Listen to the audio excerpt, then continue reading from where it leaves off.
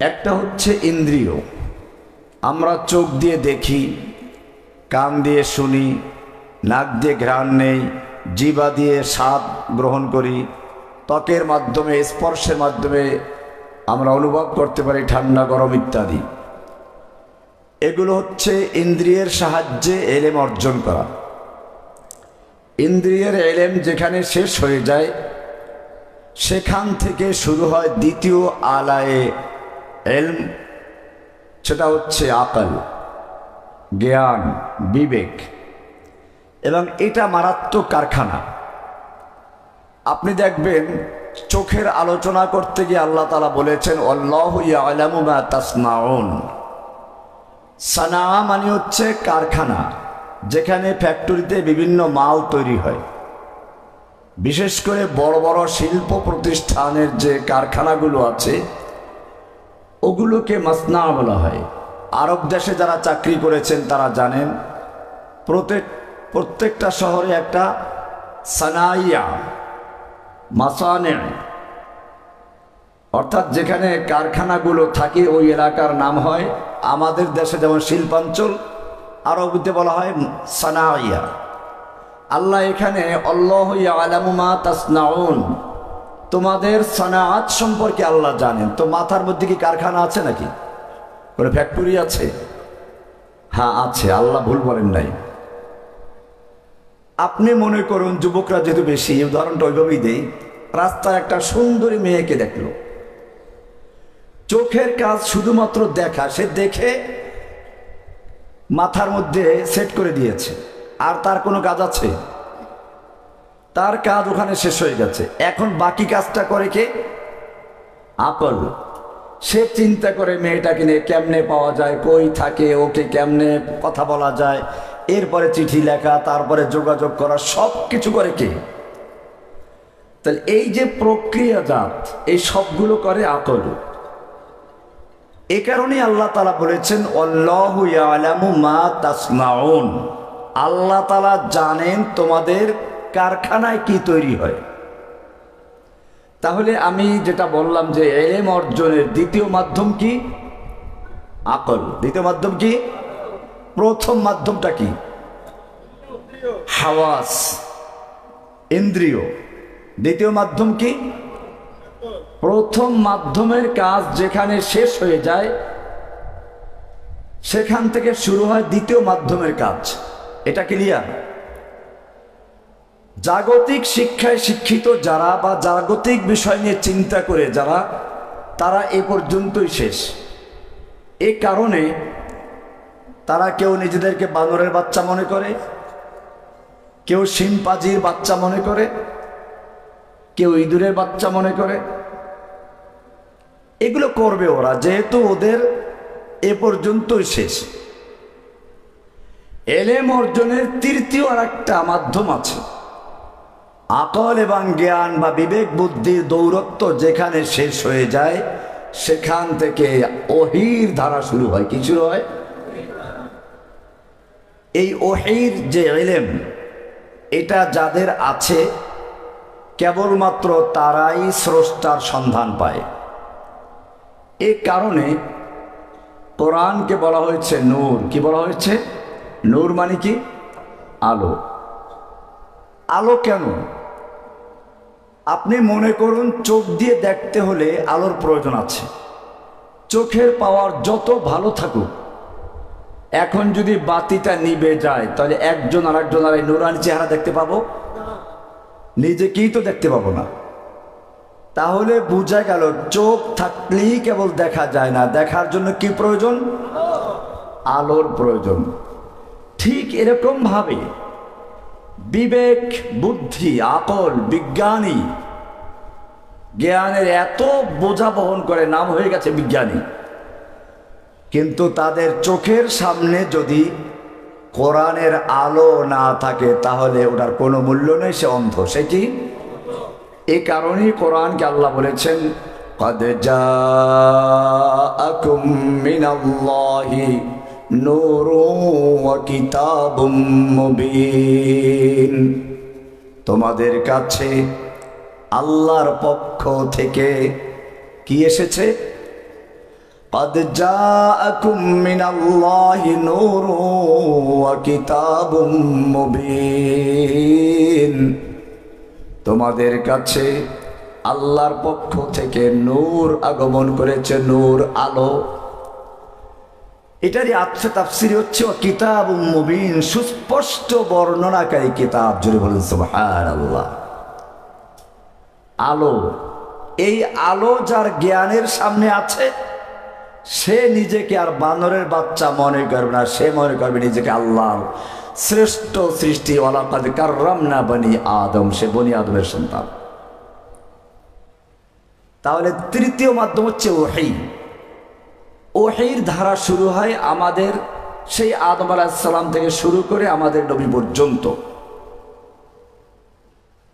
সর্বশেষ যার উপরে ওহী নাজিল হবে, প্রধান মেহমান, তার মঞ্চটাও তো ওইরকম হওয়া দরকার। এই জন্য ইব্রাহিম আলাইহিস সালামকে আল্লাহ বললেন মঞ্চ তৈরি করো। وَإِذْ يَرْفَعُ إِبْرَاهِيمُ الْقَوَاعِدَ مِنَ الْبَيْتِ وَإِسْمَاعِيلُ رَبَّنَا تَقَبَّلْ مِنَّا إِنَّكَ أَنْتَ السَّمِيعُ الْعَلِيمُ। রব্বুল আলামিন তোমার জন্য ঘর নির্মাণ করেছি, মাদ্রাসা নির্মাণ করেছি, তুমি কবুল করো। কি করো? আপনারাও যারা দিনের কাজ করতে যাচ্ছেন, ইদানিং যেটা দেখা যায় সবাই কেবল প্রচারমুখী। কে কার আগে প্রচার করবে, কে কাকে প্রদর্শনী করবে, এটার যেন প্রতিযোগিতা হচ্ছে। আবার বলে যে এটা ইখলাসের সঙ্গে করছি। আরে ভাই, যেই ইখলাস প্রকাশ পায় ও ইখলাস भी ইখলাস की तरफ मोहताज है। কি বললাম? প্রত্যেকটা সূরার নাম ওই সূরার মধ্যে পাওয়া যায়, কিন্তু কয়েকটা সূরা আছে, যা সূরা বাকারা বলেন, বাকারা শব্দ ওই সূরার মধ্যে আছে। এরকম সূরা নাস, ফালাক শব্দগুলো ওই সূরার মধ্যে আছে, কিন্তু সূরা ইখলাসটা তালাশ করেন, তার মধ্যে ইখলাস আছে? ইখলাস পাওয়া যাবে? কেন নাই জানেন? इखलास ये जिक्र करने की चीज नहीं है। अगर जिक्र किया जाए तो फिर वो इखलास नहीं है, वो इखलास भी इखलास की तरफ मोहताज है। इखलास কোনো উল্লেখ করার জিনিস নয়। যদি ইখলাস উল্লেখ করা, আমি ইখলাসের সাথে করেছি, খালিস আল্লাহর জন্য করেছি, আরে ভাই তুমি যদি আল্লাহর জন্য করো তো আল্লাহ তো দেখতেই পাচ্ছ, তো বলার দরকারটা কি? তুমি যখন বলছো বোঝা গেল ইখলাস তোমার নেই, ওই ইখলাসকে আবার ইখলাস করো।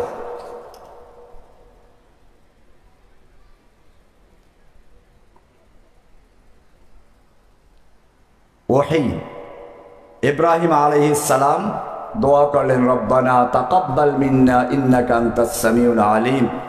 এটা আপনাদের বিশেষ করে দায়ী যারা, প্রত্যেকের খেয়াল রাখতে হবে। আল্লাহর কাছে রাতের বেলায় কেঁদে কেঁদে বলতে হবে যে আল্লাহ, আমি যা করছি তুমি মেহেরবানি করে কবুল করে। এটা আমাদের জাতির পিতা ইব্রাহিম আলাইহিস সালাম শিখিয়েছেন। 2 নাম্বার, আপনার মাধ্যমে অনেকে দাওয়াত পাচ্ছে, দিনের পথে চলে আসছে, আপনি নিজে ঠিকমতো আমল করেন না। এটা যাতে না হয়, এই জন্য আমাদের জাতির পিতা 2 নাম্বার দোয়া করেছেন, রব্বানা ওয়াজআলনা মুসলিমাইন লাকা ওয়া মিন যুররিয়্যাতিনা উম্মাতাম মুসলিমাতাল লাক ওয়া আরিনা মানাসিকানা ওয়া তুব আলাইনা ইন্নাকা আনতাত তাওয়াবুর রহিম। রব্বুল আলামিন, পিতা পুত্র মিলে তোমার ঘর তৈরি করছি, তোমার মাদ্রাসা তৈরি করছি, কবুল হয়ে গেল, কিন্তু আমরা কপাল পোড়া নিজেরা কবুল হলাম না, এমনটা যেন না হয়। রব্বানা ওয়াজআলনা মুসলিমাইন লাকা ওয়া মিন যুররিয়্যাতিনা উম্মাতাম মুসলিমাতাল লাক। আমাদের দুজনকে এবং আমাদের পরবর্তী প্রজন্মকে, আমাদের সন্তানদেরকে তোমার আনুগত্যশীল হয়ে থাকার জন্য কবুল করো। 3 নাম্বার দোয়া করলেন, মাদ্রাসা হলো, মসজিদ হলো, ইমাম নাই। রব্বানা ওয়াবআস ফীহিম রাসূলাম মিনহুম ইয়াতলু আলাইহিম আয়াতিকা ওয়া ইউআল্লিমুহুমুল কিতাবা ওয়াল হিকমা।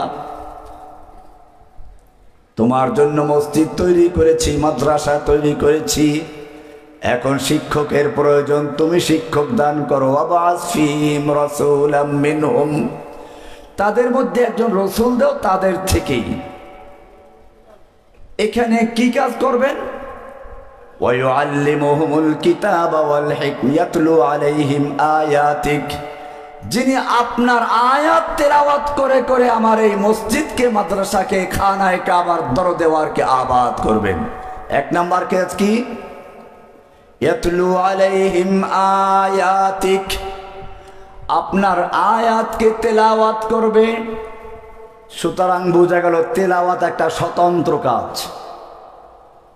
দুর্ভাগ্য এখানে অনেক ছেলে পেলে আছে আমার লেকচারও শুনে, অন্যদের লেকচারও শুনে, আমাদের সুরে কথা বলে, কিন্তু সব ব্যাপারে আমাদের সাথে মিল নয়। এমনও বহু লোক আছে যারা বলে না বুঝে কোরআন পড়লে কোনো সওয়াব নেই। এটাকে আমি কখনো বলেছি? আমার কোনো লেকচারে আছে? আমি এখান থেকে স্পষ্ট বলতে চাই, আমাকে যারা ভালোবাসো, বুঝে শুনে ভালোবাসো, স্পষ্ট বলি, কোরআন যদি না বুঝেও কেউ পড়ে সেও তেলাওয়াতে সওয়াব পাবে।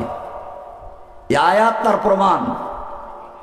ইয়াতলু আলাইহিম আয়াতিক, এমন একজন রসুল পাঠাও যিনি তোমার আয়াতকে তেলাওয়াত করবেন। এটা প্রথম কাজ।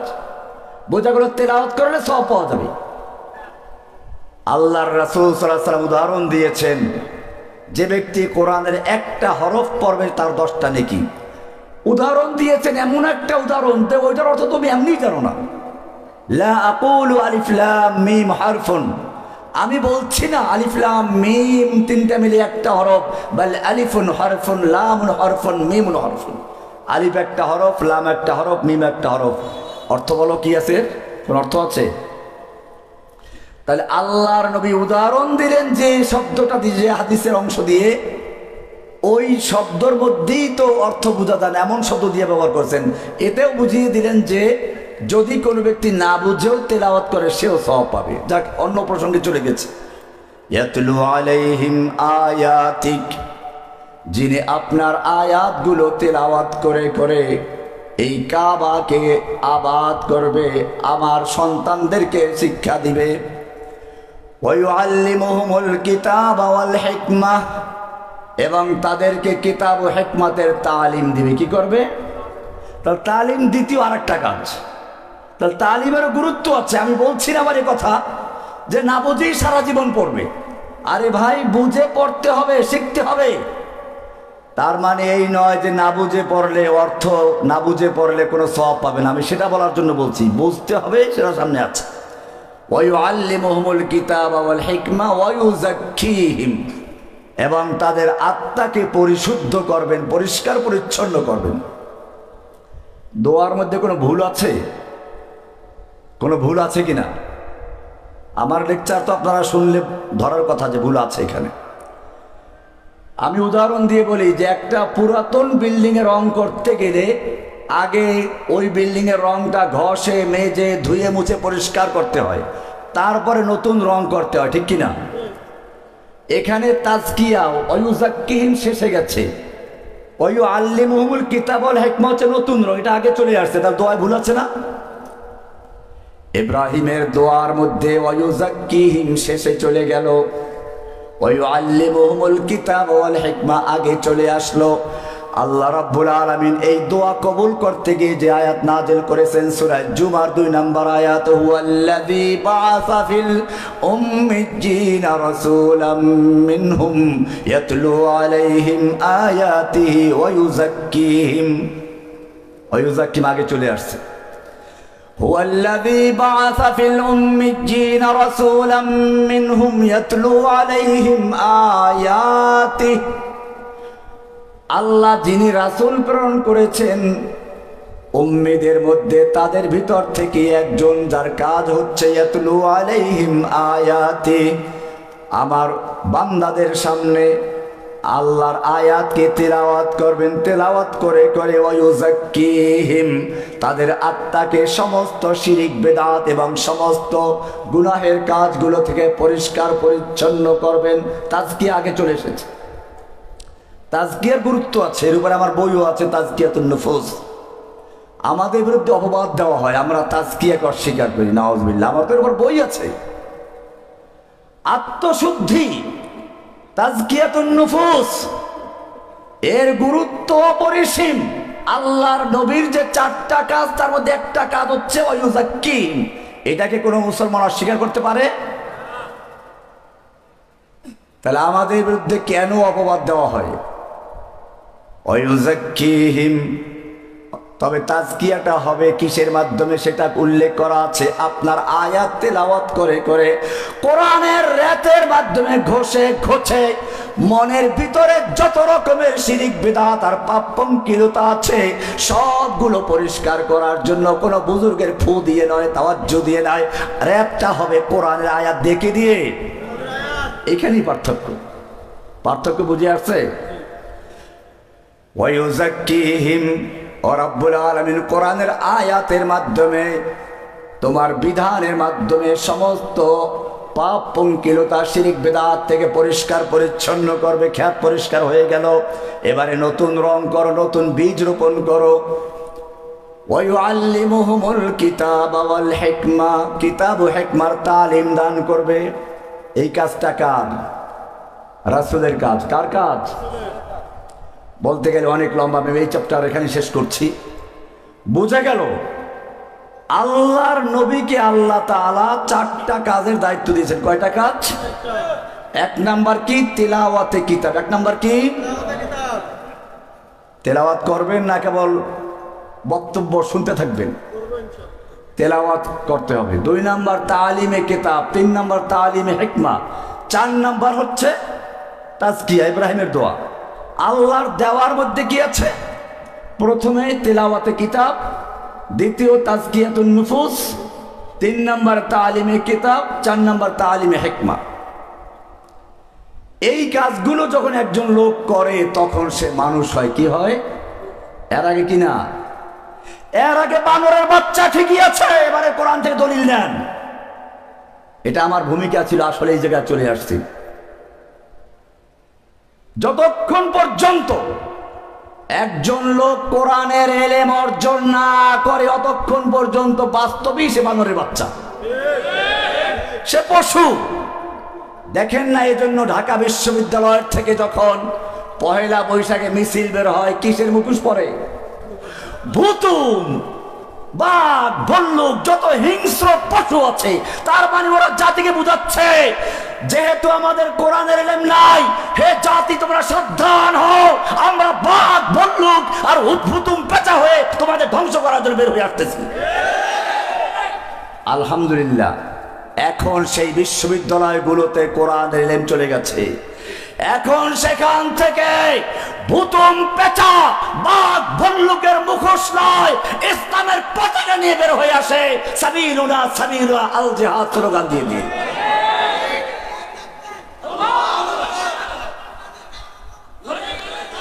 এবারে কোরআনে দলিল নেন। আমি যেটা বললাম যে আসলে কোন জায়গায় রহস্যটা আছে। আর রহমান সূরা মুখস্থ আছে না? কোরআন বুঝে শুনে পড়বেন। আর রহমান আল্লাহর নাম। আর রহমান আল্লামাল কোরআন, রহমান শিক্ষা দিয়েছেন কোরআন। রহমান কারে শিক্ষা দিল? কোরআন কাকে শিক্ষা দিলেন? উল্লেখ নাই। পরে বলছেন খালাকাল ইনসান, মানুষ সৃষ্টি করেছেন। এখানে তো উল্টো হয়ে গেল। মানুষ সৃষ্টি আগে হইয়া তারপরে কোরআন শিখে, না কোরআন শিখে তারপরে মানুষ সৃষ্টি? কোনটা? আপনারা কি কোরআন শিখে দুনিয়া আসছেন, না দুনিয়া আসার পরে শিখেছেন? সোজা কথা বুঝেন নাই তো। কোরআন কি বলে? এখানেও তো উল্টা, সব তো উল্টা পাল্টা নাকি? আল্লাহ এখানে কি বলছে? আর রহমান আল্লামাল কোরআন, রহমান শিক্ষা দিয়েছেন কোরআন। তারপরে বলছেন খালাকাল ইনসান, ইনসান সৃষ্টি করেছেন। ও রব্বুল আলামিন, আমরা দেখি মানুষ আগে সৃষ্টি হয়, ইনসান দুনিয়াতে আগে আসে, তারপরে কোরআন পড়াতে হয়, মক্তবে পিটান খেতে হয়, কত কষ্ট করতে হয়। এত কষ্ট করে আমরা কোরআন শিখি, আর তুমি বললা কি আল্লামাল কোরআন, কোরআন শিক্ষা দিয়েছ, খলাকাল ইনসান, তারপরে সৃষ্টি করেছ। আল্লাহর কোরআনে ভুল নেই, তোমার বুঝতে ভুল হয়েছে। এর মানে হচ্ছে মানুষ যদিও দুনিয়াতে সৃষ্টি হয়ে আগে, জন্মগ্রহণ করে আগে, যতক্ষণ পর্যন্ত আল্লামাল কোরআনের জ্ঞান অর্জন না করে, কোরআনের নূর সিনার ভিতরে না আসে, অতক্ষণ পর্যন্ত সে মানুষ হয় না। সে বাঘ হয়, ভল্লুক হয়, বুতুম হয়, পেটা হয়, মানুষ হয় না। সেজন্য আল্লাহ তাআলা বলেছেন আল্লামাল কোরআন আগে, তারপরে খলাকাল ইনসান। কোরআন শিক্ষা করার পরে প্রকৃত মানুষ হয়। এর আগে যে মানুষটা, ওই মানুষটা প্রকৃত মানুষ নয়। আর রহমান আল্লামাল কোরআন খলাকাল ইনসান। এখন বুঝে আসছে? তাহলে কোরআনের শিক্ষার আগ পর্যন্ত কি বুতুম, পেঁচা, হনুমান, ভল্লুক, উল্লুক, গাধা, যা বলতে পারেন, কারণ ওরা তো নিজেদেরকে নিজেরা বান্দরের বাচ্চা বলে। আমাদের বলতে সমস্যা আছে কিছু? এমনি বান্দরের বাচ্চা বলে দেখেন না, তেলে বেগুনে জ্বলে উঠবে। ওই বেটা জ্বলিস কি জন্য? তুই তো নিজেই দাবি করছিস বান্দরের বাচ্চা। এটা পরিষ্কার থাকতে হবে। আল্লাহর কোরআন হচ্ছে সেই ওহী, নূর, আলো। এই বই মেলার মাধ্যমে আলো ছড়ানো হয়। বই মেলায় বক্তব্য দিচ্ছি তো এই জন্য এই কথাগুলো বললাম। বই মেলা, বই কি? আলো। কিতাব কি? এই আলোর দ্বারা নিজেদের অন্তরকে প্রজ্বলিত করবেন। যতক্ষণ পর্যন্ত ইলম অর্জন না হবে, অতক্ষণ পর্যন্ত আপনি আসলে মানুষই না, আপনি পশু। ইলম অর্জন করা, আপনারা ইলমে নববীর ধারক বাহক, মনে রাখতে আপনার পরিচয় কি? আমি একটা শের প্রত্যেক জায়গায় বলে থাকি, প্রায় জায়গায় তালেব ইলমদেরকে পেলে আপনাদেরকেও বলছি, যেহেতু আজকের এটা বিশেষ কোনো ওয়াজ মাহফিল না, এটা একটা বিশেষ লোকদের সম্মেলন, ক্রিম যারা দাঁড়ি, আপনাদেরকে উদ্দেশ্য করে শারেহে বুখারী ইমাম ইবনে হাজার আসকালানী রাহমাতুল্লাহ আলাইহি বলেছেন, ইয়া তালিবি ইলমিন নবী মুহাম্মাদিন মা আনতুমু ওয়া সাওয়াকুমু বিসাওয়াইন। ওহে ইলমের নববীর শিক্ষার্থীরা, তোমরা নিজেদেরকে চিনে রেখো। হুয়া জাতাবাকুম, আল্লাহ তোমাদেরকে নির্বাচিত করেছেন, বাছাই করেছেন। তোমরা এবং তোমাদের বাইরে যারা, তারা এক নও। তোমরা এবং তোমাদের বাইরে যারা, তোমরা কার সৈনিক? দলিল আছে? দলিল নাই। কি মুসিবত আপনাদেরকে, এখনো দলিল নাই। স্পষ্ট দলিল কোরআনে, ওয়ালিল্লাহি জুনুদুস সামাওয়াতি ওয়াল আরদ, সূরা আল ফাতর আয়াত। আল্লাহ বলেছেন ওয়ালিল্লাহি জুনুদুস সামাওয়াতি ওয়াল আরদ, আল্লাহর রয়েছে সৈনিক আসমানে এবং জমিনে। আসমানের সৈনিক কারা? জমিনের সৈনিক কারা? জমিনের সৈনিক কারা? আপনারা। লা তাসালনি মান আনা, লা তাসালনি, লা তাসালনি মান আনা। আমাকে জিজ্ঞেস করো না আমি কে। আনা মিন জুনদিস সামা, আমি আসমানের সৈনিক। কার সৈনিক? আমার পরিচয় হচ্ছে আসমানের সৈনিক। এইটা যখন তুমি বুঝতে পারবে, তোমার উপরে যত অত্যাচার জুলুম আসুক না কেন, জালিমরা তোমার দেহকে নিস্তেজ করতে পারবে। আমার হাঁটু নিস্তেজ হয়ে গেছে, দেহ নিস্তেজ হয়ে গেছে, ঠিক আছে, কিন্তু আমি মনে করি আমার ইমানের চেতনার মধ্যে সামান্য পরিবর্তন করতে পারে নাই। এটা সাহাবীদের যুগ না। আপনারা জানেন আমার চেয়ে বড় পরীক্ষার সম্মুখীন হয়েছেন কোন পুরুষ না, একজন নারী। ডক্টর আফিয়া সিদ্দিকা, নাম শুনেছেন? 18টা তার ডক্টরেট ডিগ্রি আছে, কোরআনে হাফেজ মহিলা। নির্যাতন করে করে এত দুর্বল করা হয়েছে, হুইল চেয়ারে করে তাকে আদালতে নেওয়া হচ্ছে। চোখ দুটো খোলার পর্যন্ত ক্ষমতা নাই, শক্তি নাই। আইনজীবীকে ইশারা করে বলতেছে হিজাব, হিজাব। আদালতে ওঠার সময় হিজাব চাচ্ছে, আপনারা দেখেছেন পত্রপত্রিকায়। আমেরিকার আইনজীবীরা গবেষণা করতে লাগলো, এই মহিলা চলতে পারে না, উঠতে পারে না, বসতে পারে না, চক্ষু পর্যন্ত খোলার ক্ষমতা শক্তি নাই, এমন অবস্থায়ও সে বলতেছে হিজাব হিজাব। মানিটা কি? ওদের মধ্যে একজন উত্তর দিচ্ছে, তোমরা ডক্টর আফিয়া সিদ্দিকাকে নির্যাতন করেছ, তার দেহকে নিস্তেজ করে দিয়েছ, তাকে ক্ষুধার্ত রেখেছ, কিন্তু জেনে রাখো তার দেহকে তোমরা যতই নিস্তেজ করেছ, তার ঈমানি শক্তি ততই শক্তিশালী হয়েছে। সেজন্য সে এখনো হেজাব হেজাব চায়। এটাই মুমিনদের আসল পরিচয়। পরীক্ষা আসবে, বুঝে শুনে ময়দানে আসো। কেবল তোমারা জোশ করতা থা হামারা নারা লাগতা থা, এটা না। ধরা পড়লে যখন টানাইয়া দুইটা বাড়ি মারে, তখন বলে কি জসিমউদ্দিন রহমানী সাহেবের লেকচার শুনে আমি জিহাদে উদ্বুদ্ধ হয়েছিলাম, ভুল করেছি, স্যার মাফ করে দেন। একে বুঝে শুনে এসেছে। একটু আগে আমাদের এই ভাইরা ছিল, বলতেছিলাম সূরা ইউসুফের শেষ পৃষ্ঠার আয়াত, কুল হাযিহি সাবিলি আদউ ইলাল্লাহ আলা বাসীরাহ আলা আনা ওয়া মান ইত্তাবা'আনি। আল্লাহ তাআলা বলছেন তার রাসূলকে, বল আপনি স্পষ্ট জানিয়ে দিন আপনার উম্মতদেরকে, আপনার উম্মতদেরকে জানিয়ে দিন, যারা আপনার পথে আসতে চায় তারা যেন বুঝে শুনে আসে, আন্দাজে না আসে। হাদিহি সাবিলি, এটাই হচ্ছে আমার রাস্তা। কি সেটা? আদউ ইলাল্লাহ, আমি ডাকি আল্লাহর দিকে। কার দিকে ডাকবো? কার দিকে? না কোনো পীরের মুরিদ হওয়ার জন্য, না কোনো দলের দিকে সদস্য হওয়ার জন্য। দল করা না জায়েজ না, ওটা ভিন্ন বিষয়। কিন্তু এখানে কি বলা হচ্ছে? দাওয়াত হবে কার দিকে? আপনি দেখবেন মানুষের মধ্যে প্রবণতা থাকে কেমনে মুরিদ বানাবে। প্রত্যেকটা পীরের মুরিদদের বড় টার্গেট যে একজন টাকাওয়ালাকে কেমনে মুরিদ বানানো যায়, এর পিছনে লেগে থাকে। দাওয়াত কি এটা? আপনারাও যদি সেইটা করেন, কিভাবে জসিমউদ্দিন রহমানের মুরিদ বানান যায়, কিভাবে হারুন এজাহারের মুরিদ বানান যায়, তাহলে ওদের সাথে কোনো পার্থক্য আছে? আমাদের দাওয়াতের মূল বক্তব্য হচ্ছে এই, আপনি ভালো করে বুঝুন। জসিমউদ্দিন রহমানী, হারুন এজাহাররা যেই সূত্র থেকে দাওয়াত দেয়, আপনি ওই সূত্র থেকে কোরআন হাদিস উল্লেখ করে দাওয়াত দেন। আপনি কারো দ্বারা উদ্বুদ্ধ হন নাই, আপনাকে উদ্বুদ্ধ করেছে কোরআন। কে উদ্বুদ্ধ করেছে? আমি আদালতে বলেছিলাম, যখন বলা হলো এই যতগুলো ব্লগার খুন হয়েছে সব আপনার কারণে হয়েছে, আমি বললাম এটা যদি অপরাধ হয় তাহলে আমি 3 নম্বর অপরাধী।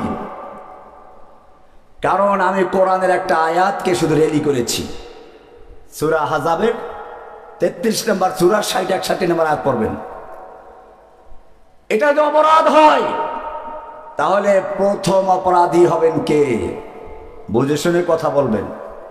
কোরআন যে নাজিল করেছেন, তারপরে 2 নম্বরে যার উপরে নাজিল হয়েছে, 3 নম্বরে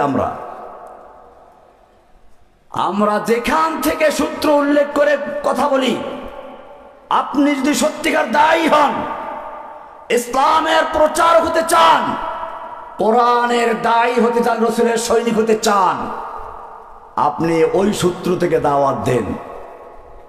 এরপরে আল্লাহ তাআলা বলছেন, হাদিহি সাবিলি আদউ ইলাল্লাহ, ডাকবো কার দিকে? না কোনো পীরের দিকে, কোন দলের দিকে। আদউ ইলাল্লাহ আলা বাসীরা, জেনে বুঝে। এই দাওয়াত দিতে গেলে বিপদ আসবে। এই দাওয়াত যিনি সর্বপ্রথম শুরু করেছেন, যার উপরে বললাম উতর কর হেরা সে সোয়ে কৌম আয়া, और एक नुस्खाए कीमिया साथ लाया। इकरा নিয়ে যে আসলো, ইকরা নিয়ে আসলেন, খাদিজার কাছে এসে বললেন, জাম্মিলুনি জাম্মিলুনি, আমাকে কম্বল দাও কম্বল দাও, আমি ভয় পাচ্ছি, হয়তো মরে যাব। খাদিজা নিয়ে গেলেন তার চাচাতো ভাই ওয়ারাকা বিন নওফলের কাছে, যে দেখো তোমার ভাইয়ের ছেলের কি হয়েছে। ওরাকা বিন নওফল সব শুনলো, কি মন্তব্য করেছিল জানা আছে? ওইটা বুঝবেন ভালো করে, অন্তরে অনুধাবন করবেন, খালি পড়বেন না। সেখানে বলেছিল হাদান নামুস, এ হচ্ছে সেই জিব্রাইল ফেরেশতা যে মুসার কাছে আসতো। এরপরে কি বলছিলেন? হায় ওই দিন যদি আমি জীবিত থাকতাম, যেদিন তোমাকে তোমার কওমের লোকেরা বের করে দিবে। আল্লাহর নবী আশ্চর্য হয়ে গেলেন। আওয়া মুখরিজিয়াহুম, আমি তাদের কাছে এত জনপ্রিয়, আমাকে সবাই আলামিন বলে, আমাকে বিশ্বস্ত বলে, আমার কাছে ওদের স্বর্ণ রৌপ্য সব জমা থাকে, আমাকে বের করে দিবে? কি বলতো এটা? ওই লোকটা কি বলেছিল? তোমার আগে যারা এসেছে এই দাওয়াত নিয়ে, তাদের প্রত্যেকের সঙ্গে শত্রুতা করা হয়েছে। এরপরে তিনি বলেছিলেন, হায় আমি যদি ওই দিন জীবিত থাকতাম, তাহলে আমি তোমাকে আমার পূর্ণ শক্তি দিয়ে সাহায্য করতাম। ওরাকা বিন নওফল কয়েকদিন পরে মারা গেছে, কিন্তু পরে তা হয়েছে না। আল্লাহর নবী সাল্লাল্লাহু আলাইহি ওয়াসাল্লাম 3 বছর পর্যন্ত গোপনে দাওয়াত দিলেন। আল্লাহর নির্দেশ এসে গেল, ফাসদা বিমা তুমার, তোমার উপরে যা আদেশ হয়েছে তা প্রকাশ্যে দাওয়াত শুরু করো। আল্লাহর নবী সাফা পাহাড়ে গেলেন, ইতিহাস লম্বা, আমি সব বলছি না। সাফা পাহাড়কে ডাক দিলেন, সব নেতারা এসে গেল। আল্লাহর নবী বললেন, ওহে মক্কার নেতারা, আজকে আমি যদি বলি এই পাহাড়ের অপর প্রান্তে তোমাদের শত্রু বাহিনী ওত পেতে বসে আছে, তোমরা কি আমার কথা বিশ্বাস করবে? মক্কার নেতারা এক বাক্যে বলে উঠলো, অবশ্যই বিশ্বাস করব, কারণ মা জাররাবনাকা কাযিবান কত্তু, আমরা তোমার থেকে কখনো মিথ্যা শোনার অভিজ্ঞতা অর্জন করি নাই। কি ফাসিবলিক শব্দ বুঝছেন? আমরা তোমার থেকে কখনো মিথ্যা শোনার অভিজ্ঞতা অর্জন করি না, কখনো মিথ্যা শুনি নাই, প্রতারণা শুনি নাই, বিশ্বাস করবো না কেন? এইবারে আল্লাহর নবী কি বলছেন শুনুন, লাউ কুলতুম কালিমাতান ওয়াহিদাতান, ওহে মক্কার লোকেরা, নেতারা, লাউ কুলতুম কালিমাতান ওয়াহিদাতান, তোমরা যদি একটা কথা স্বীকৃতি দাও, একটা কথা মেনে নাও, তামলিকুনা বিহাল আরব, গোটা আরবের তোমরা মালিক বনে যাবে, ওয়াতাদিনু লাকুমুল আজম, অনারব বিশ্ব তোমাদের দিন গ্রহণ করবে। মাত্র একটা কথা মেনে নাও। কয়টা কথা? নেতারা খুশি না বেজার? খুব খুশি। একটা কথা মানলে পুরা আরব দেশের মালিক বনে যাব, অনারব বিশ্ব আমাদের দিন গ্রহণ করবে। জলদি বলো, সে একটা কথা কি? এই একটা কথা বলার পরে কি হয়েছিল? গোটা চিত্রটা পাল্টে গেল। আল্লাহর নবী সাল্লাল্লাহু আলাইহি ওয়াসাল্লাম বললেন, সেই একটা কথা আর কিছু নয়, সে কথা হচ্ছে ইয়া আইয়ুহান নাস কুলু লা ইলাহা ইল্লাল্লাহ তুফলিহুন, হে বিশ্ববাসী তোমরা বলো লা ইলাহা ইল্লাল্লাহ, তবেই তোমরা সফল হয়ে যাবে। কি বললেন? লা ইলাহা ইল্লাল্লাহ। লা ইলাহা ইল্লাল্লাহ বলার সঙ্গে সঙ্গে আর দেরি নয়, এক মুহূর্ত আগে যে লোকটা ছিল সবার প্রিয়, বিশ্বস্ত, যা বলবে তা মেনে নিব, সঙ্গে সঙ্গে আবু লাহাব দুহাত উঁচু করে সেই লোকটাকে তেড়ে গেল মারার জন্য। গোটা মজলিস লন্ডভন্ড হয়ে গেল। আল্লাহর নবীর পক্ষে একটা লোক দাঁড়ালো না, সব পালিয়ে গেল। কারণ কি? নেতারা পক্ষে নাই, এ পক্ষে গেলে তো এখন আর কথা বলার সুযোগ নেই, আমার সব কিছু হারাতে হবে। আমরা যখন জেলে গেলাম, আমাদের পক্ষে বলার কোনো লোক নাই, বললে যদি জঙ্গি ট্যাগ লেগে যায়। আমার ধন্যবাদ জানাতে হয় একজন সাংবাদিককে, বিদেশে থাকে, ইলিয়াস হোসেন নাম। আমার সাথে তার কোনো পরিচয় ছিল না, নাইও, জানি না, শুনি না, কিন্তু জেলখানায় বসে তার একটা বক্তব্য শুনলাম, মনটা ভরে গেল যে আমার পক্ষে বলার মতো একজন লোক পাওয়া গেছে। অবশ্য তারপরে অনেকেই বলেছে। আল্লাহর নবী সাল্লাল্লাহু আলাইহি ওয়াসাল্লাম যখন লা ইলাহা ঘোষণা করলেন, সব নেতারা ক্ষেপে গেল, সব বন্ধুরা বিপক্ষে চলে গেল, একটা লোক পক্ষে দাঁড়াতে পারলো না। আল্লাহর নবী মনক্ষুণ্ণ হয়ে ঘরে চলে গেলেন। আল্লাহ তাআলা দেখতে পাচ্ছেন কিনা, সান্ত্বনা দিয়েছেন কিনা? তাব্বাত ইয়াদা আবি লাহাবিন ওয়া তাব্বা। আমার ভাইয়েরা, শুধু এখানেই নয়, আপনাকে মনে রাখতে হবে এই কাজ করতে গেলে, আল্লাহর নবীর সুন্নাহ মানতে গেলে, আপনি পাতলা ফিনফিনে জামা গায়ে দিয়ে আতর গোলাপ পরে বসে থাকতে পারেন, আর মনে মনে ভাবলেন আমাদের হুজুর তো জেলখানায় যায় না, ওরা আমাদের হুজুরের বদদোয়ায় জেল চলে গেছে। ওই যে আছে না, ইল্লা তারাকা বাদু আলিহাতিনা, নবীদের যখন কোনো বিপদ আসতো তখন ওই কুফাররা বলতো কি, আমাদের কোনো ইলাহ, কোনো দেবতা, আমাদের কোনো দেব দেবী তার উপরে বদদোয়া দিয়েছে, তাই সে বিপদে পড়েছে। ইল্লা তারাকা বাদু, জেনে রাখো তোমার আমার চেয়ে আল্লাহর নবীর চেহারা অনেক সুন্দর ছিল, তোমার আমার চেয়ে আল্লাহর নবীর ইবাদত বেশি ছিল, তোমার আমার চেয়ে আল্লাহর নবী আল্লাহর কাছে অনেক প্রিয় ছিল। আল্লাহর নবী রাস্তায় চলতে গেলে মেঘমালা এসে ছায়া দেয়, নবীর উপর দিয়ে কেউ চলতে গেলে ওহী নাযিল হয়ে যায়। লা তুকদ্দিমু বাইনা ইয়াদাইল্লাহি ওয়া রাসূলিহি, খবরদার নবীর সামনে কেউ চলতে যেও না, নবীর চেয়ে জোরে কেউ কথা বলতে যেও না। নবীর চেয়ে আওয়াজ উঁচু হয়ে গেলে বলা হয় ইয়া আইয়ুহাল্লাযীনা আমানু লা তারফাউ আসওয়াতাকুম ফাওকা সাওতিন নাবিয়্যি ওয়া লা তাজহারু লাহু, খবরদার নবীর আওয়াজের চেয়ে জোরে কথা বলবি না, সব আমল বরবাদ হয়ে যাবে। কি ভালোবাসা দেখেছেন! শুধু এ পর্যন্তই নয়, নবী রাত ভর ইবাদত করছেন, কয় না এত দরকার নাই, ইয়া আইয়ুহাল মুযাম্মিল কুমিল লাইলা ইল্লা কালিলা নিসফাহু আবিল কুস মিনহু কালিলা আও জিদ আলাইহি ওয়া রাত্তিলিল কুরআনা তারতিলা। আপনি ইবাদত করুন, রাতের কিছু অংশ ঘুমাতে থাকুন, অর্ধেক বা তার চেয়ে বেশি। আপনি যেমন সারা রাত্র ইবাদত করলে খুশি হন, আমি আল্লাহ আপনাকে কিছুক্ষণ ঘুমান্ত দেখলেও খুশি হয়ে, জোরে বলুন সুবহানাল্লাহ। কি মায়া, কি ভালোবাসা, এত ভালোবাসা! এই নবীকে যখন তায়েফের ময়দানে পাথর মারা হচ্ছিল, আল্লাহ দেখতে পাচ্ছিলেন কিনা? আল্লাহর ফিরাবার ক্ষমতা ছিল কিনা? উহুদের ময়দানে যখন তীর মারা হলো, লোহা টুপি ভেঙ্গে মাথায় ঢুকে গেল, আল্লাহ দেখতে পাচ্ছিলেন কিনা? আল্লাহর ফিরাবার ক্ষমতা ছিল কিনা? ফিরিয়েছিলেন। কেন ফিরান নাই? এখানেই পরীক্ষা হয়েছে। আল্লাহ তাআলা দেখালেন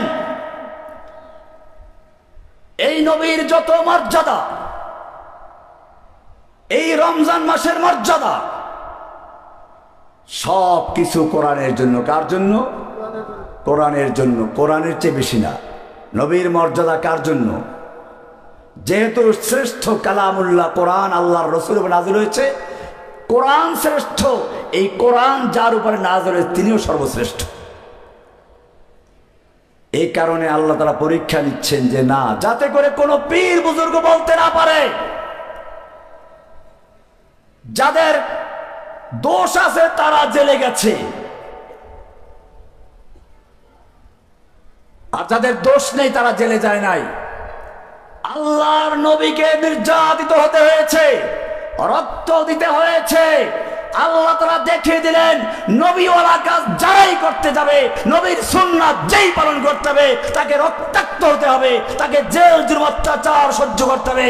এইবার পরীক্ষা দিয়ে যারা উত্তীর্ণ হবে তাদের সম্পর্কে আল্লাহ বলেছেন ওয়াইয ইবতালা ইব্রাহিম রাব্বুহু বিকালিমাতিন ফাতাম্মাহুন্না ক্বালা ইন্নী জাইলুকা লিন-নাসি ইমামা।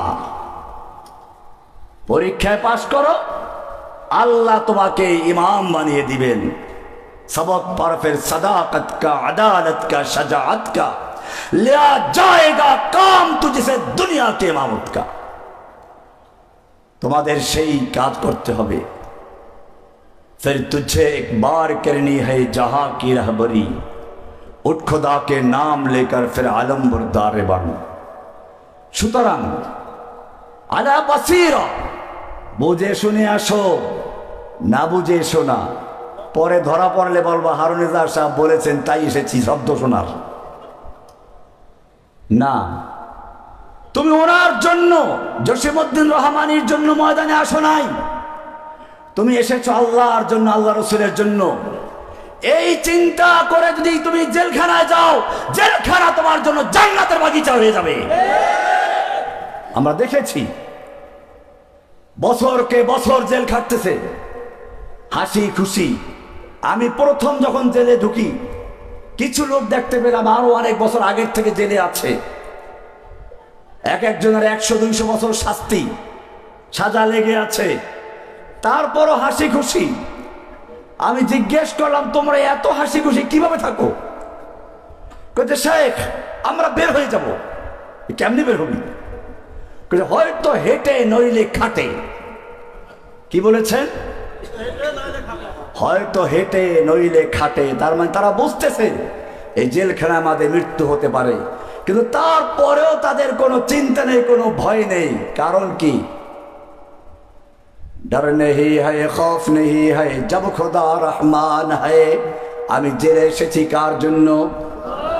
ইন্না সালাতি ওয়া নুসুকি ওয়া মাহইয়ায়া ওয়া মামাতি লিল্লাহি রাব্বিল আলামিন। আমার সালাত, আমার কুরবানি, আমার ত্যাগ, আমার জীবন, আমার মরণ সব কার জন্য? সব কার জন্য?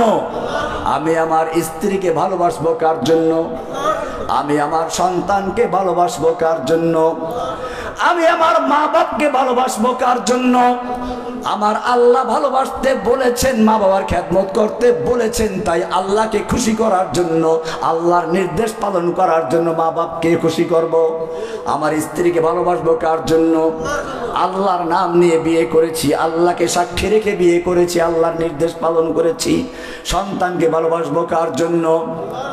ইন্না সালাতি ওয়া নুসুকি ওয়া মাহইয়ায়া ওয়া মামাতি লিল্লাহি রাব্বিল আলামিন। বলো আমার সালাত, আমার কুরবানি, আমার ত্যাগ, আমার জীবন, আমার মরণ সব কার জন্য? এইরকম কিছু লোকের প্রয়োজন আছে। আমি বলবো 2025 সালের মধ্যে আমাদের 5 লক্ষ দায়ী দরকার। কত? আর 2,30,000 সালে ইনশাআল্লাহ 10 লাখ। কত লাখ? হারুন ইজাজ সাহেবের নেতৃত্বে আপনার নাম লাগবে। আমার নেতৃত্বে না, আমি নেতা না। আসলে আমি একটা লাইন দেখালাম, টার্গেট নিতে হবে এখন। কারণ এলোমেলো ভেড়া দিয়ে কোনো কথা না, ভেড়ার পাল্লা একটা বাড়ি মালে সব দৌড় দেয়। দেখেন নাই? লক্ষ লক্ষ জনতা ঢাকায় একাত্র হলো, রাতের বেলায় বাতি বন্ধ করে 3 দিক দিয়ে পিটান শুরু করলো, একদিক খোলা রাখলো, ভেড়ার পাল সব পালিয়ে গেল। এরকম পালাবেন আপনারা? এই মরনে ওয়ালোকে পিছে ভাগনে ওয়ালোকে আগে দরকার নাই। আমাদের দরকার যারা বলবে হাম মরনে ওয়ালোকে আগে ভাগনে ওয়ালোকে পিছে। कदम बढ़ाओ शेर हमारे, हम तुम्हारे साथ हैं, आपके एक इशारे पर हम मरने को तैयार हैं, आपके एक इशारा पर हम। এই রকম লোকের দরকার, সেই লোকগুলোই আমরা চাচ্ছি। আমাদের লক্ষ লক্ষ লোকের দরকার নেই। লক্ষ লক্ষ লোক আমাদের সমাবেশে হাজির হোক, কোনো প্রয়োজন নেই।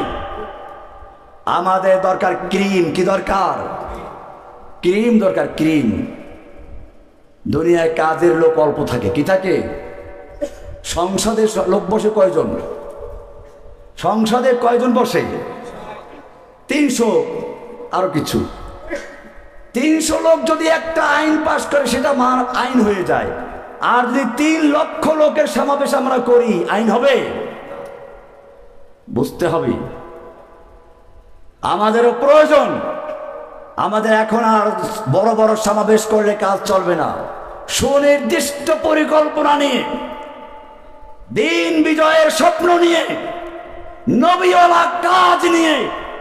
নবীওয়ালা কাজ কি? 4টা কাজ বলেছি, ওইটা নবীওয়ালা কাজ না, ওটা হচ্ছে কাজের মূল কাজের সিঁড়ি। মূল কাজটা কি?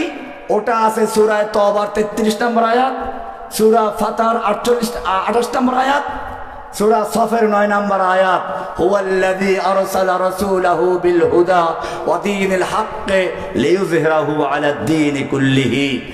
সকল দিনে বাতিলের উপরে দ্বীনে হককে বিজয়ী করার জন্য আল্লাহ তার রাসূলকে পাঠিয়েছেন হেদায়েত এবং দ্বীনে হক দিয়ে।